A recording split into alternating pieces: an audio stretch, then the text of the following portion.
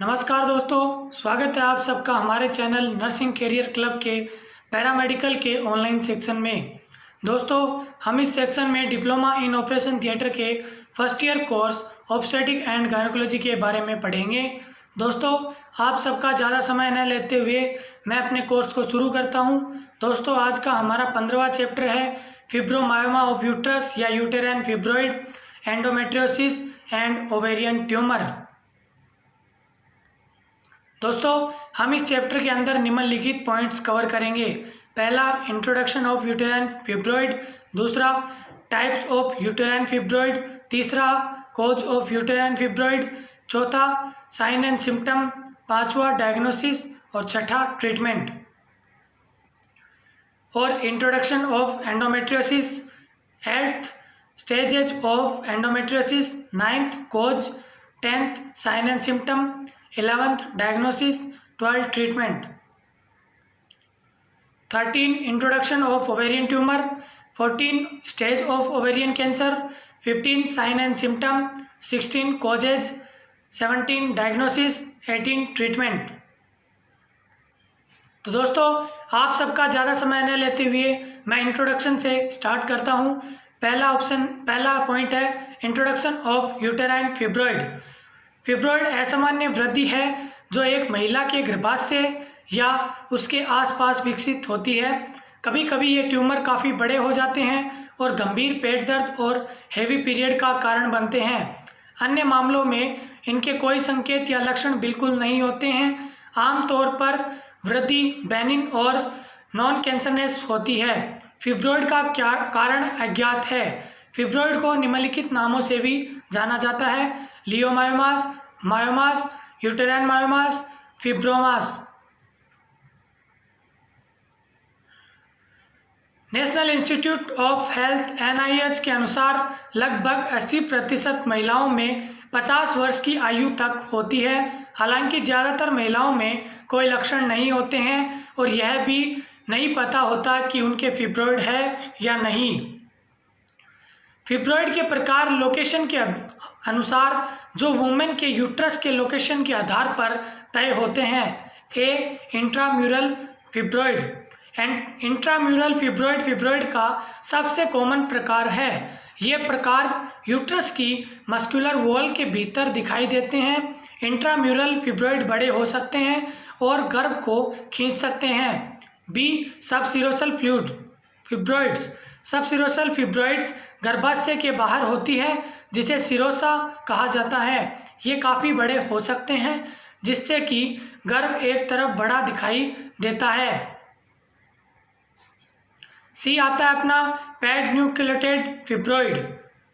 सबसिरोसल tumour एक stem, एक cylinder के आधार पर विकसित कर सकता है जो ट्यूमर को सपोर्ट करता है। जब ये ऐसा करते हैं तो इन्हें पैडन्यूक्लेटेड फिब्रॉइड्स के रूप में जाना जाता है। डी आता है सबम्यूकोजल फिब्रॉइड। इस प्रकार के ट्यूमर यूट्रस के मिडल मस्कुलर लेयर या मायोमेट्रियम में विकसित होते हैं। सबम्यूकोजल ट्यूमर अन्य प्रकारों की तरह सामान्य नहीं होते हैं। आप इस चित्र के माध्यम से देख सकते हैं, यहाँ यूटेराइन फिब्रॉइड के टाइप को दिखाया गया है जिसमें सबम्यूकोजल, पैडन्यूक्लेटेड, सबसिरोसल, इंट्राम्यूरल फिब्रॉइड दिखाई दे रहे हैं। तो दोस्तों, अगली स्लाइड पे बढ़ने से पहले इन स्लाइड पे एक प्रैक्टिस क्वेश्चन करना चाहूँगा। Practice question number 1, fibroid is also known as. Fibroid किस नाम से जाना जाता है? A, fibromyomas. B, myomas. C, leiomyomas. तो D option, all of above, तो सही होगा डी ऑप्शन। फिब्रॉइड को फिब्रोमास, मायोमास और लियोमायोमास तीनों नाम से ही जाना जाता है। बात करते हैं कॉज ऑफ यूटेराइन फिब्रॉइड्स की। यह स्पष्ट नहीं है कि फिब्रॉइड क्यों विकसित होते हैं, लेकिन कई कारक इनके गठन को प्रभावित कर सकते हैं, जैसे ए, हार्मोन्स। एस्ट्रोजन और प्रोजेस्टेरोन ओवेरीज द्वारा उत्पादित होने वाले हार्मोन हैं। ये प्रत्येक मासिक धर्म के दौरान यूटेराइन लाइनिंग को पुनः उत्पन्न करने के कारण को बनते हैं और फिब्रॉइड के विकास को उत्तेजित करते हैं। B, family history.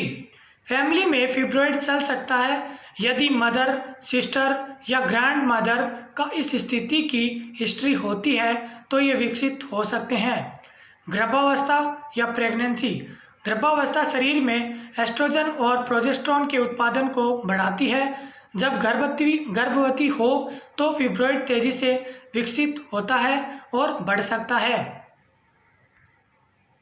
Sign and symptom की बात करें तो फिब्रॉइड के लक्षणों में शामिल है पीरियड के बीच या उसके दौरान भारी रक्तस्राव जिसमें रक्त के थक्के शामिल हैं, पेल्विस या पीठ के निचले हिस्से में दर्द, मेंस्ट्रुअल क्रैम्पिंग में वृद्धि, पेशाब में वृद्धि, संभोग के दौरान दर्द, मासिक धर्म जो सामान्य से अधिक समय तक रहता है, पेट के निचले हिस्से में दबाव या फुलनेस, पेट की स्वेलिंग या इनलार्जमेंट। तो दोस्तों अब बात करते हैं डायग्नोसिस की। एक अल्ट्रासाउंड एक स्क्रीन पर गर्भाशय की छवियों का उत्पादन करने के लिए उच्च आवृत्ति ध्वनि तरंगों का उपयोग करता है। यह डॉक्टर को इसकी आंतरिक संरचनाओं और किसी भी फिब्रॉइड को देखने की अनुमति देता है। एक ट्रांसवेजाइनल अल्ट्रासाउंड जिसमें अल्ट्रासाउंड ट्रांसड्यूसर को वेजाइना में डाला जाता है। इस प्रक्रिया के दौरान गर्भाशय के करीब होने के कारण यह स्पष्ट चित्र प्रदान कर सकता है। बी ऑप्शन आता है पेल्विक एमआरआई। यह इन डेप्थ इमेजिंग टेस्ट से यूट्रस, ओवेरीज और अन्य पेल्विक अंगों की तस्वीरें उत्पन्न करता है। तो दोस्तों बात करते हैं ट्रीटमेंट की। ए ऑप्शन है मेडिकल ट्रीटमेंट जिसमें डेनाजोल 200 से 400 mg 3 महीनों तक दी जाती है, 3 मंथ तक दी जाती है। मिलेट्रिस्टेन 25 to 35 mg for 3 month 3 month के लिए दी जाती है। बी ऑप्शन में बात करें तो सर्जिकल मैनेजमेंट जिसमें मायोक्टोमी सर्जरी और लेप्रोस्कोपिक सर्जरी शामिल है। तो दोस्तों अब पढ़ते हैं एंडोमेट्रियोसिस के बारे में। Introduction of endometriosis. एंडोमेट्रियोसिस एक विकार है जिसमें उत्तक के समान उत्तक होते हैं जो यूट्रस लाइनिंग का निर्माण करता है। यूटेराइन कैविटी के बाहर बढ़ता है। यूट्रस लाइनिंग को एंडोमेट्रियम कहा जाता है। एंडोमेट्रियोसिस तब होता है जब एंडोमेट्रियल उत्तक ओवेरीज, बाउल और पेल्विस टिश्यू पर बढ़ता है। एंडोमेट्रियल उत्तक के साथ पेल्विक रीजन से बियॉन्ड फैलना असामान्य होता है, लेकिन यह असंभव नहीं है कि गर्भाशय के बाहर बढ़ने वाले एंडोमेट्रियल उत्तक को एंडोमेट्रियल इम्प्लांट के रूप में जाना जा सकता है। मासिक धर्म चक्र के हार्मोनल परिवर्तन मिसप्लेस्ड एंडोमेट्रियल टिश्यू को प्रभावित करते हैं जिसके कारण एरिया में सूजन और दर्द हो जाता है। इसका मतलब है कि उत्तक बढ़ेगा, मोटा होगा और टूट जाएगा। पेल्विक में ट्रैप्ड यह उत्तक कारण हो सकता है जलन, स्कार फॉर्मेशन, एडिशंस जिसमें उत्तक पेल्विक अंगों को एक साथ बांधता है, पीरियड्स के दौरान तेज दर्द, प्रजनन संबंधी समस्याएं। एंडोमेट्रियोसिस एक सामान्य स्त्री रोग संबंधी स्थिति है जो 10% महिलाओं को प्रभावित करती है। तो दोस्तों अगली स्लाइड पे बढ़ने से पहले इन स्लाइड पे एक और प्रैक्टिस क्वेश्चन कर लेते हैं। When endometriosis occur. A option है when endometrial tissue grow, B when connective tissue binds with each other, C option है ए और बी, डी ऑप्शन है नन ऑफ देम। तो इसका सही आंसर होगा A option when bio endometrial tissue growth. जब ये एंडोमेट्रियल टिश्यू ग्रोथ करता है तो एंडोमेट्रियोसिस लेयर बनती है। एंडोमेट्रियोसिस के 4 कारण या प्रकार हो सकते हैं। यह निम्नलिखित में से कोई भी हो सकता है जैसे मिनिमल, माइल्ड, मॉडरेट, सीवियर। विभिन्न कारक विकार के चरण का निर्धारण करते हैं। इन कारकों में लोकेशन, नंबर, साइज और एंडोमेट्रियल इम्प्लांट की गहराई शामिल हो सकती है। स्टेज 1 की बात करते हैं मिनिमल की। न्यूनतम एंडोमेट्रियोसिस में ओवेरीज पर छोटे लीजन्स या वुंड और शैलो एंडोमेट्रियल लिम्फ इम्प्लांट होते हैं।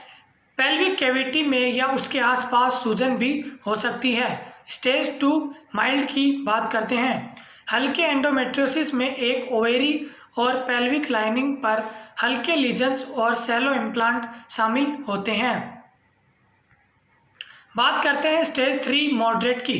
मॉडरेट एंडोमेट्रियोसिस में ओवेरी और पेल्विक लाइनिंग पर डीप इम्प्लांट शामिल होता है। अधिक घाव भी इसमें हो सकते हैं। स्टेज 4 सीवियर एंडोमेट्रियोसिस के सबसे गंभीर चरण में पेल्विक लाइनिंग और ओवेरी पर डीप इम्प्लांट शामिल होता है। फैलोपियन ट्यूब और बाउल पर लीजन भी हो सकते हैं। इस चित्र के अंदर एंडोमेट्रियोसिस के स्टेज को दर्शाया गया है, जिसमें मिनिमल, माइल्ड, मॉडरेट और सीवियर स्टेज शामिल है। एक नियमित मासिक चक्र के दौरान शरीर यूट्रस लाइनिंग को सेड कर देता है। यह मासिक धर्म के रक्त को यूट्रस द्वारा छोटे छिद्र से सर्विक्स में और वेजाइना से बाहर निकालने की अनुमति देता है। एंडोमेट्रियोसिस का सही कारण ज्ञात नहीं है और कारण के बारे में कई सिद्धांत हैं। हालांकि कोई भी सिद्धांत वैज्ञानिक रूप से सिद्ध नहीं हुआ है। सबसे पुराने सिद्धांतों में से एक यह है कि एंडोमेट्रियोसिस एक प्रक्रिया के कारण होता है जिसे रिट्रोग्रेड मेंस्ट्रुएशन कहा जाता है। यह तब होता है जब मासिक धर्म का रक्त फैलोपियन ट्यूब के माध्यम से वेजाइना के माध्यम से शरीर में छोड़ने के बजाय पेल्विक कैविटी में वापस बहता है। एक अन्य सिद्धांत यह है कि हार्मोन गर्भाशय से बाहर की कोशिकाओं को उन कोशिकाओं के रूप में बदल देते हैं जो यूट्रस के अंदर के लाइनिंग के समान होते हैं, जिन्हें एंडोमेट्रियल सेल्स भी कहा जाता है। एंडोमेट्रियल सेल्स के रूप में भी ये जाने जाते हैं। दूसरों का मानना है कि अगर एब्डोमेन में स्मॉल एरियाज एंडोमेट्रियल टिश्यू में परिवर्तित हो जाते हैं तो स्थिति हो सकती है। ऐसा हो सकता है क्योंकि पेट में कोशिकाएं भ्रूण की कोशिकाओं से बढ़ती हैं जो आकार बदल सकती हैं और एंडोमेट्रियल कोशिकाओं की तरह कार्य कर सकती हैं। यह ज्ञात नहीं है कि ऐसा क्यों होता है। ये विस्थापित एंडोमेट्रियल कोशिकाएं पेल्विक वॉल्स और पेल्विक अंगों की सतह जैसे ब्लैडर, ओवेरीज और रेक्टम पर हो सकती है। यह हार्मोन साइकिल के रिस्पॉन्स में मासिक धर्म के दौरान विकसित गाढ़ा ब्लड का रिसाव करता है। बात करते हैं साइन एंड सिम्टम की। तो पहला है पेनफुल पीरियड होना, मासिक धर्म से पहले और दौरान निचले पेट में दर्द होना, मासिक धर्म के आसपास 1-2 सप्ताह तक ऐंठन का होना, मासिक धर्म के दौरान भारी रक्तस्राव या रक्तस्राव का होना, इनफर्टिलिटी, संभोग के बाद दर्द का होना, मल त्याग के साथ असुविधा होना, पीठ के निचले हिस्से में दर्द जो मासिक धर्म के दौरान किसी भी समय हो सकता है। बात करते हैं डायग्नोसिस की। ए डायग्नोसिस, क्लिनिकल डायग्नोसिस। एंडोमेट्रियोसिस वाले मानव के पेरिटोनियल द्रव्य में स्तर बढ़ जाता है। B imaging diagnosis. इसमें शामिल है USG, CT scan, x-ray, laparoscopy, colonoscopy और बायोप्सी। ट्रीटमेंट की बात करते हैं। ए प्रिवेंटिव ट्रीटमेंट। एंडोमेट्रियोसिस को रोकने या कम करने के लिए निम्नलिखित दिशा निर्देश निर्धारित किए जा सकते हैं। मासिक धर्म के प्रकार के आसपास ट्यूबल टेस्ट से बचने के लिए मासिक धर्म के बाद पेल्विक एग्जामिनेशन नहीं किया जाना चाहिए। B curative treatment. फर्टिलिटी को इम्प्रूव करने के लिए मेडिकल ट्रीटमेंट में शामिल है डेनाजोल दिया जाता है। तो दोस्तों अगला टॉपिक है अपना ovarian tumour. Introduction of ovarian tumour की बात करते हैं। ओवेरियन कैंसर है जो ओवेरीज में या ओवेरीज के आगे फैलोपियन ट्यूब के अंत में शुरू होता है। फैलोपियन ट्यूब जोड़े में एक ट्यूब होती है जो ओवेरीज को यूट्रस से जोड़ती है। एक एग ओवेरीज से वॉर्म गर्भाशय तक फैलोपियन ट्यूब के माध्यम से सफ़र करता है। केवल महिलाओं में ओवेरीज होते हैं, इसीलिए केवल महिलाओं को इस तरह का कैंसर होता है। ओवेरीज में कई प्रकार के ट्यूमर बढ़ने शुरू हो सकते हैं, कुछ बेनिजिन जैसे होते हैं। इसका मतलब यह है कि कैंसर नहीं है। बेनिजिन ट्यूमर फैलते नहीं हैं। आमतौर पर एक ओवेरी या ओवेरी के निचले हिस्सों को हटाकर उनका इलाज किया जा सकता है। ओवेरियन कैंसर एक मैलिग्नेंट कैंसर या ट्यूमर होता है। यदि कैंसर के ट्यूमर का इलाज नहीं किया जाता है तो यह शरीर के अन्य हिस्सों में बढ़ सकता है और फैल सकता है। ओवेरी कोशिकाओं की कई परतों से बना होता है। कैंसर इनमें से किसी भी एक परत या सभी परतों को प्रभावित कर सकता है। ये ओवेरियन कैंसर के मुख्य प्रकार हैं, जिसमें epithelial ovarian cancer, germ cell ovarian cancer, stromal cell cancer शामिल है। तो दोस्तों, इस चित्र के माध्यम से आप देख सकते हैं, इस चित्र में कैंसर के चरण को दर्शाया गया है। स्टेज 1 में एक ट्यूमर या बाइलेटरल ओवेरीज में, सेकेंड स्टेज में कैंसर पेल्विस के अंदर फैल जाता है। 3 स्टेज में कैंसर फैलकर एब्डोमिनल कैविटी या लिम्फ नोड तक पहुंच जाता है और स्टेज 4 में विभिन्न अंगों तक पहुंच जाता है। बात करते हैं ओवेरियन कैंसर के साइन एंड सिम्टम की। तो पेट का फूलना, दबाव और दर्द का होना, खाने के बाद असामान्य परिपूर्णता, खाने में कठिनाई होना, पेशाब की वृद्धि, पेशाब करने की इच्छा बढ़ जाना। ओवेरियन कैंसर के अन्य लक्षण हो सकते हैं जैसे कि थकान, इंडाइजेशन और हार्टबर्न, कॉन्स्टिपेशन, बैक पेन, मासिक धर्म की अनियमितता, दर्दनाक संभोग, पेनफुल इंटरकोर्स या फिर मेंस्ट्रुअल इरेगुलरिटीज और डर्मेटोसाइटोसिस एक दुर्लभ इन्फ्लामेटरी डिजीज है जो त्वचा पर लाल चकत्ते, मांसपेशियों की कमजोरी और सूजन वाली मांसपेशियों का कारण बन सकती है।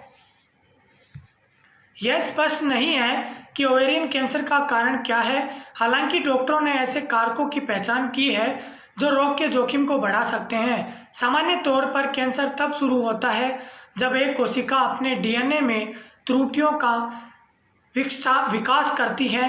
म्यूटेशन के दौरान कोशिकाएं जल्दी से गुणित हो जाती है, जिससे असामान्य कोशिकाओं का एक मास या ट्यूमर बनता है। तब एबनॉर्मल सेल नॉर्मल सेल के लगातार रहती है तो स्वस्थ कोशिकाएं मर जाती है। ये आसपास के ऊतकों पर आक्रमण कर सकते हैं और एक प्रारंभिक ट्यूमर में शरीर में कहीं और फैलने के लिए टूट जाते हैं, जैसे मेटास्टेसाइज। बात करते हैं डायग्नोसिस की। तो पेल्विक एग्जाम इसमें पहला ऑप्शन।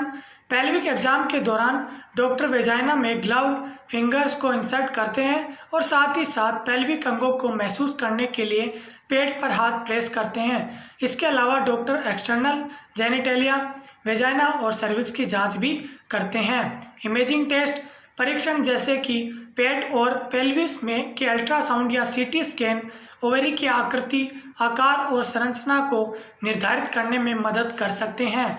ब्लड टेस्ट रक्त परीक्षणों में ऑर्गन फंक्शन टेस्ट में शामिल हो सकते हैं जो समग्र स्वास्थ्य को निर्धारित करने में मदद कर सकता है। तो दोस्तों, अगली स्लाइड पे बढ़ने से पहले एक और इन पे प्रैक्टिस क्वेश्चन करना चाहूँगा। Why blood test is prescribed in ovarian tumour case? A option है for overall health, B option है फॉर एचपी, सी ऑप्शन है for impurification of blood, D option है ऑल ऑफ अबव। तो इसका सही answer होगा A for overall health. Ovarian cancer के उपचार में आमतौर पर सर्जरी और कीमोथेरेपी का संयोजन शामिल होता है। यह था ओवेरी का ट्रीटमेंट, ओवेरियन ट्यूमर का ट्रीटमेंट। तो दोस्तों, कैसा लगा हमारा वीडियो हमें कमेंट बॉक्स में लिखकर ज़रूर बताएं। और हाँ दोस्तों, अगर अभी तक हमारे चैनल को सब्सक्राइब नहीं किया है तो हमारे चैनल को ज़रूर सब्सक्राइब और हाँ लाइक और सब्सक्राइब करना न भूलें। हम फिर मिलेंगे एक नए वीडियो के साथ। तब तक के लिए नमस्कार, धन्यवाद।